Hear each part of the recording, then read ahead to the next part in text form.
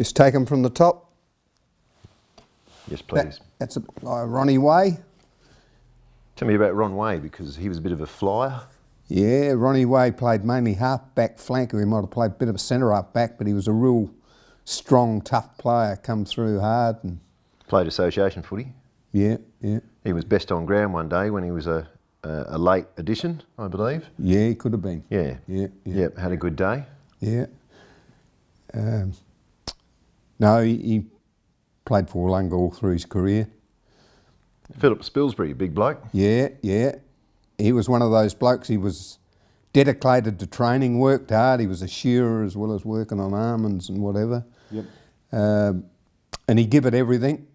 You know, he was sort of a second ruckman. I see. But a good team man, you know. He played a bit of B grade at Willunga. Yeah, he played a bit of both. Yep. And the next bloke is Peter Elbin.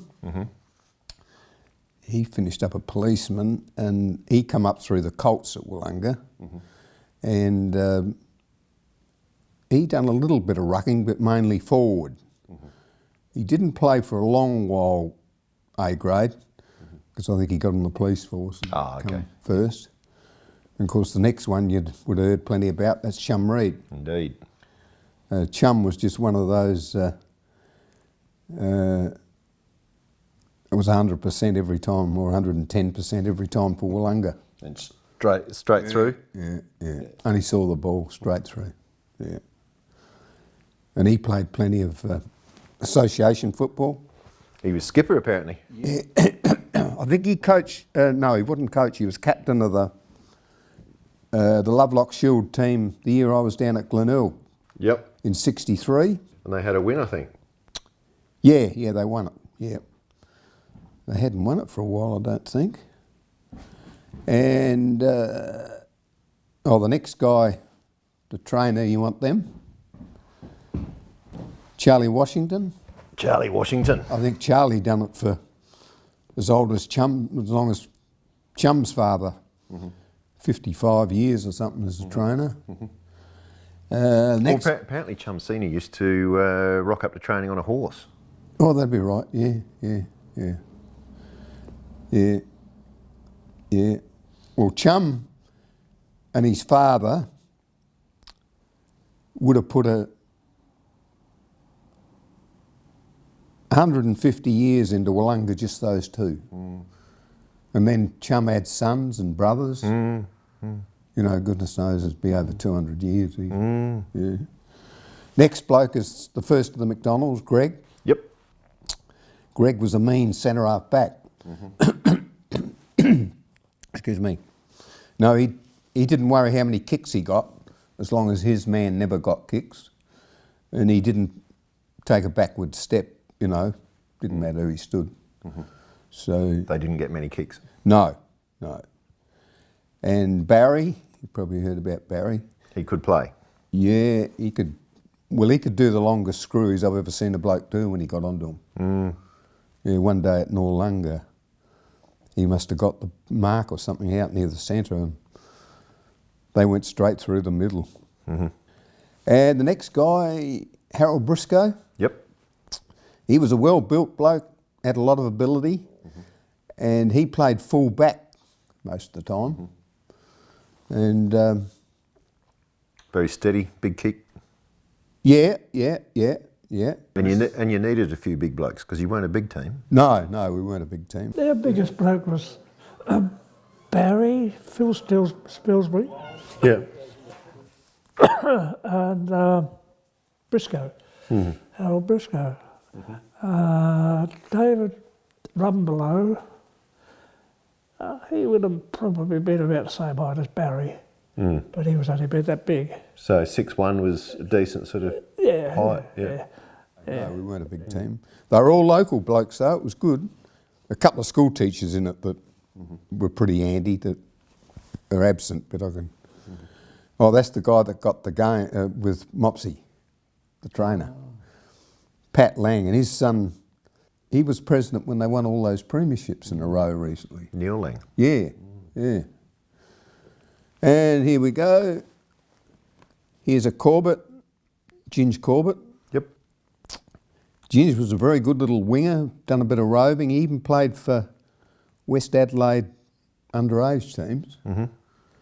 And he would have played a fair few games for Willunga.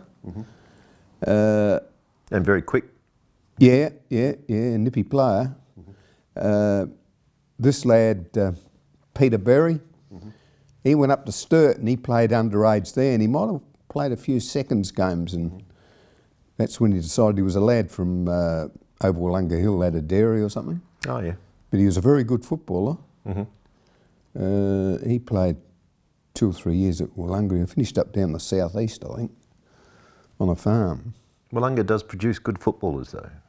Oh, yeah. Like you just said, all locals here, pretty much. Yeah, these are. Yeah, and you still see the same names. Yeah. Robin Miller, Yep. he sort of he used to get injured a bit, but he played half forward a bit when he played, I think. Des Lovelock, he was sort of my vintage with Greg McDonald and that. With a great surname. Yeah. He was a nifty little half forward. He was a left legger. Ah, yep. And sometimes he never got that many kicks, but if he got a kick, it went to a man. He played with his head. Yep. And we're up to 2 more McDonald's. Yep. This is Phil. Phil was the shortest kick out of all of them, but I found when I was coaching, he'd do a job. He was one of those like Greg. You'd just say, stick to your man. And he had speed, and he was a good team man. And the next one, Chris, he played on the wing in that team, I reckon. Yep. And he was a very good kick with his left leg. He was a very good kick with his left leg. And I don't know how many games he would have played. Then we get down, here's the president, Lex Lawrence. This is Trevor Stock. He was a nifty little wingman. He finished up going on a farm over Western Australia way, or he went away travelling first. And anyway, he was pretty quick and played a good game, but he didn't play for long. And the next one will leave me out. And here's Mopsy. Mopsy, I reckon one day at Morfett Vale when we were playing down there, I've never seen a bloke get so many kicks in 1 quarter. He seemed to have the ball on the string. If he didn't get the ball every 30 seconds, I'd have been surprised. He must have had 35 kicks in 1 quarter. Wow. Yeah. So he was prolific. Yeah. I don't know how many he got for the day, but just the 1 quarter was over in a half-forward flank, and he seemed to have it on the string. What was his kick like? A good kick. Good kick? Yeah. Droppy? Yeah. More of a drop punt guy. The drop punts were... I was a drop kick when I first went to Glenelg, that's when you changed over to drop punts. Ah, right, because the game was becoming a bit more modern. Yep. Yeah, I found with drop kicks, I never passed the ball. If I was playing wing or centre, I believed in getting a good long droppy into the square if you could. That was my motto, but I changed a bit when I got onto the drop punts because they're much easier to sort of, well, put them to a man, I reckon. Yep. They are the kick now. Yeah, that's right. Yeah. And the next bloke, Bull Graham Edwards, he played right through at Willunga, and he was a ruckman, ruck rover, and he was one of these guys that give everything, you know. I think I saw him as skipper of the B grade in 1954 as a teenager. He could have been. Yeah, he could have been. Because there was no Colts then. No. Us guys, I had to start in the B grade like when I was about 14 or 13. How was it? How was it? All right. Yeah. Pretty tough? Oh, you were playing against men, but I suppose sometimes in B grade there was some a bit older, like it was easy enough to be a bit quicker than them. But Yeah, he would only played for Willunga right through. Yep. And Peter Foreman. Pete played about the same amount of games as me, I reckon, for Willunga. Yep. And he was a hard-hitting on-baller, roving or ruck roving. And he played pretty well. I think he was 20th man or something when we went through unbeaten in 1961. Anyway, Bull Edwards' brother got laid out. He was a forward in the first 10 minutes, I reckon, or first 7 or 8 minutes. Got taken off. And Peter come on the wing, I think. He was right up there in the best 2 or 3. Really? Yeah, Wow. he had a big game. And Roger Martin, well, he'd done it for years as secretary. And we get down to these 2 guys, the Amson. Dennis Rumbelow, a very good player. He played centre half forward, and he was a really terrific team man. You know, always looked for someone in a better position. And he was a school teacher? Yep. Peter Lang, he played half back, or he could even play centre. He was another strong player.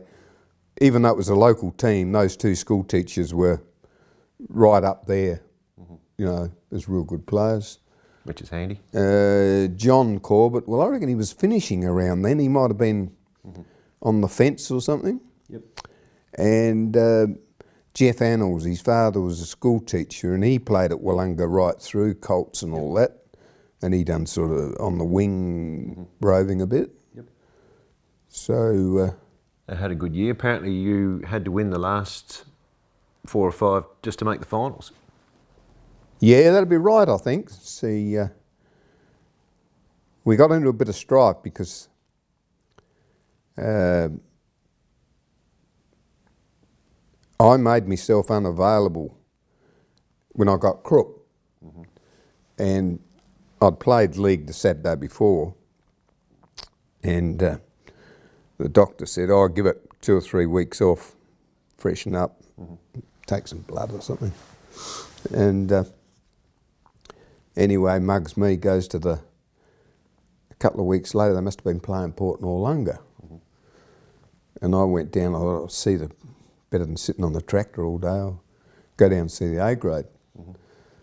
And I get there and they're 1 short. And they said, "Oh, you can play, but it was always known then if you're a local and you weren't in a league team, you could play for your local team." Anyway, next minute I've got boots thrown at me and shorts. Anyway, I think Port Noarlunga might have been unbeaten up to then. And anyway, we played and we beat them. You had a good day? Oh, I don't think I'd done much early, but I must have got a couple of kicks. Anyway, they must have rang up Glenelg. Of course, they wanted the points, or wanted us to lose them. Anyway, it was hell to play for a while. Willunga fought it. Yep. But anyway, the SANFL took the points off Willunga. Really? Yeah. Anyway, I think it was a sort of a hate session. I reckon. Port Noarlunga, you know, we were just going to try and win games, but I didn't know how far we were back. I reckon it must have been 5th or 6th game of the year when it happened, or it might have been, yeah. So yeah, I think we had to come up from 3rd or 4th to play finals. Which you obviously did, so you must have won like everything at the end there. Yeah, we beat Port Noarlunga. They're a good team, but we beat them in the 2nd semi, and then McLaren Flat beat them in the preliminary. So they didn't get back to have another go at us. And we beat the Flats comfortably at the end, 14-12 here to 10-6, 5 goal. Yep.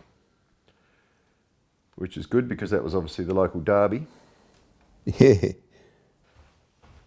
What about 1961? Undefeated. Yeah, well that was a very good team, but we did have imports. Oh, you did. So that was a bit different. Yeah, these were locals with the couple of school teachers, which was... More satisfying. Yeah. I actually, the teams I coached was the same as this, no imports. And when I went to Yankalilla, it was all locals. Yeah. What brought you to Yankalilla? Oh, well, it was one of those things. Late in your career? Yeah, I had a crook. I stuffed my shoulder up when I was about 26 one day. It used to go out on me. Of course, those days, an operation, 6 months off, you couldn't. And I worked on the farm, you know. So I'd get it back in, but once you got it back in, you had to carry it like a broken arm. Right. You could still mark on your chest or pick up on the ground, but you couldn't do much overhead or anything. What was it like for farm work? With the arm? With the sore arm? Oh, once you got over it a few days, put a rail lamp on it. Not ideal. Got it? No.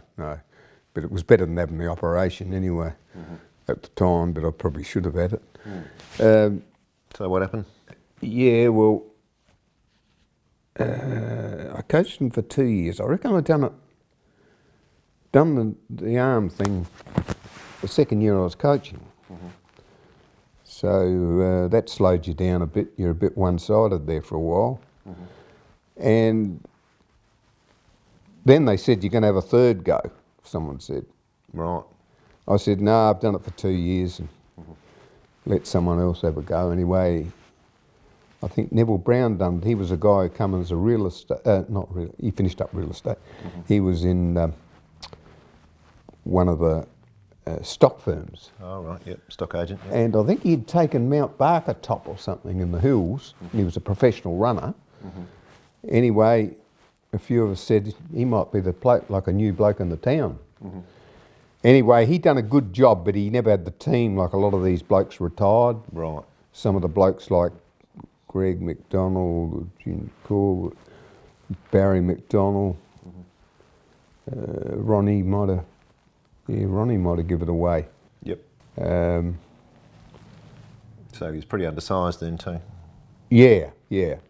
Anyway, he done it for a year or two. But anyway, I played under him 1 year.